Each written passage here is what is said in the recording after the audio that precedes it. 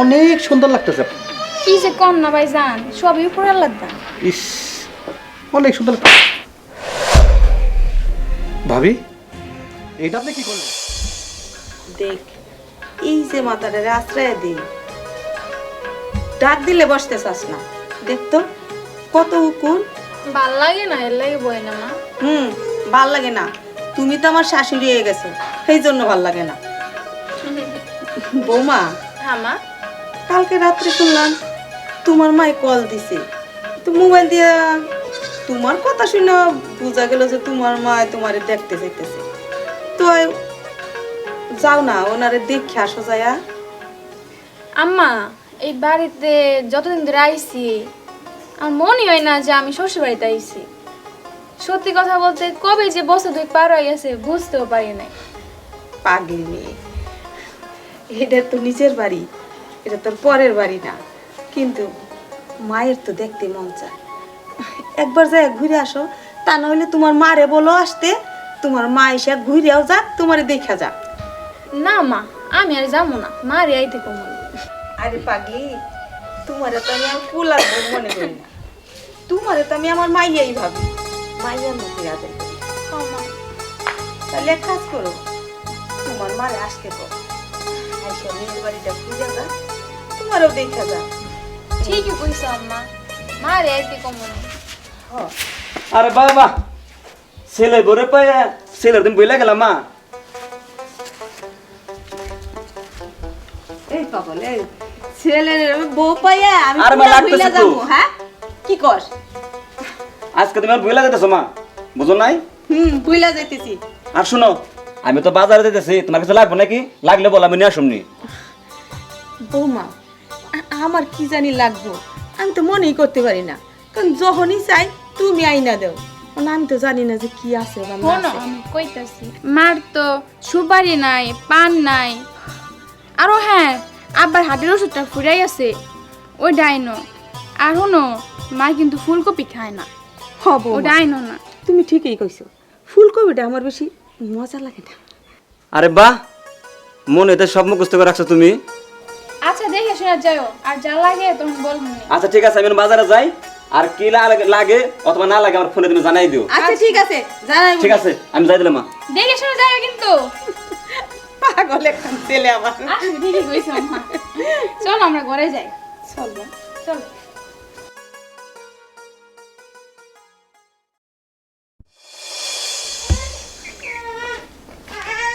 বৌমা, বৌমা, ও বৌমা, জি বাবা। ওই পানি দাও এক মগ, বাজার থেকে আসলাম তো, একটু হাত মুখটা ধোবো। আচ্ছা বাবা, বসেন আপনি। আচ্ছা। আল্লাহ,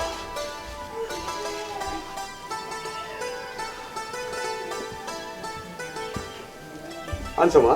হ্যাঁ বাবা। যাও, আমি ধুতাম। না বাবা, আমি ধুইয়া দিই।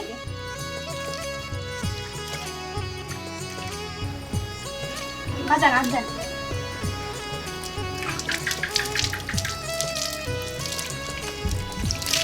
আচ্ছা বাজান বলেন, আমি গামছা নিয়ে আই। আচ্ছা, ভালো।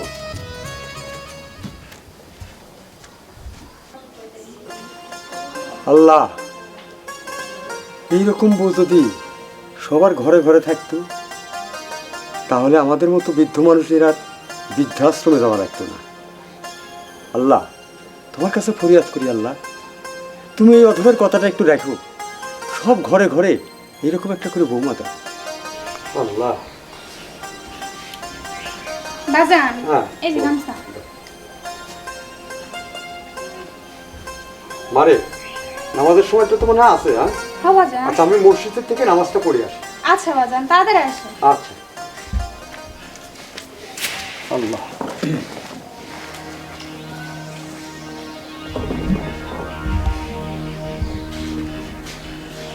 এই সাইদুর, সাইদুর, ওই ভাই দাস নাকি রে? কে আইছেন?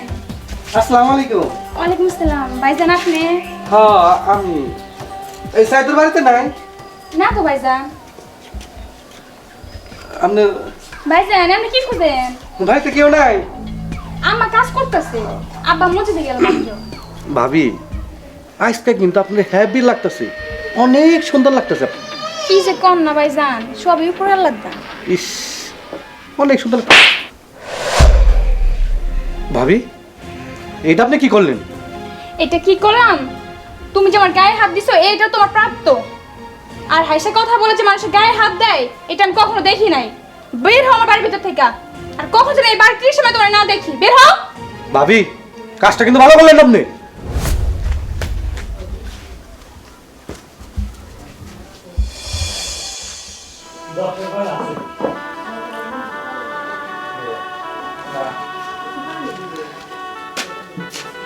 বৌমা হয়েছে মা? তোমার মন খারাপ? কিছু হয়েছে? শরীর খারাপ করছে? কম আমারে। না মা, শরীর খারাপ করে না। তাইলে কি হয়েছে? আপনি যখন কাজে গেছেন বাজান আইছিল, পরে? তারপরে বাজার নামাজ পড়তে যায়, তারপরে উত্তর পাড়ার সবুজ আইছিল মা। কি কো? সবুজ তো খুব খারাপ ছেলে। ওর জন্য পাড়ায় এমন একটা ভালো সংসার নাই যে ওই বাড়িতে ও ঝগড়া না লাগায়, মানে স্বামী স্ত্রীর মধ্যে একটা পেঁচ লাগায় রাখে, খুব লুচ্চা। আম্মা আইসে আইসা আমার ডাইকা কথা কইতে আমার গায়ে হাত দিছিলাম মা। হ্যাঁ, তোমার গায়ে হাত দিছে? তুমি কি রে বুঝো নাই যে ও তোমার গায়ে হাত দিব? তুমি আগে থেকে সইরা থাকতে পারলা না? আম্মা আমি ওরা ছাড়ি নাই কা, ওরে কইস একটা থাপ্পড় মারছি। থাপ্পড়টা দিয়া খুব ভালো কাজ করছো, উচিত শিক্ষা। কাক তোমরা থাপড়াচ্ছ? আর বলেন না, আপনি যখন নামাজে গেলেন হ্যাঁ। এরপর সবুজ আইছিল। সবুজ আইসা ও দুইটা কথা কইলো। মানুষের বাড়ি মানুষ আসলে হাসে খুশলে কথা কইতেই পারে। অবশ্যই। সবুজে বৌমার গায়ে হাত দিছে, আর বৌমাও ছাড়ে না কে, ওরে খইসা এক থাপ্পড় দিছে। ঠিক করেছো বোমা, আমি খুশি হলাম এই কথাটা শুনে। এই সবুজ গাড়ির মতো কয়েকজন পোলা পান এই পাড়ার প্রত্যেকটা বাড়ি নষ্ট করে ফেলা দিল। আর এদের চরিত্র তো ভালো না, এটা তো বকাটে ছেলে পেলে। তুমি উচিত শিক্ষা দিছো, আমি তোমার পর খুব খুশি হলাম। ঠিকই করছে। শোনো, এরকম এই ধরনের পোলা পান যদি বাড়ি পর আসে তুমি কাউরে ছাড়বে না, ঠিক আছে বাজার। এটা কিন্তু আমার হুকুম থাকলো। তুমি তার দরকার পরে পিটাবে, যা করার আমি করব। আর এখন আমার কি মনে হচ্ছে জানো, তুমি আমার বাড়ির আদর্শ বউ। আর এই তোমার মতো আদর্শ বউ যেন আমার সমাজের ঘরে ঘরে থাকে। তুমি আমার এই সংসারের লক্ষ্মী বা আদর্শ বউ।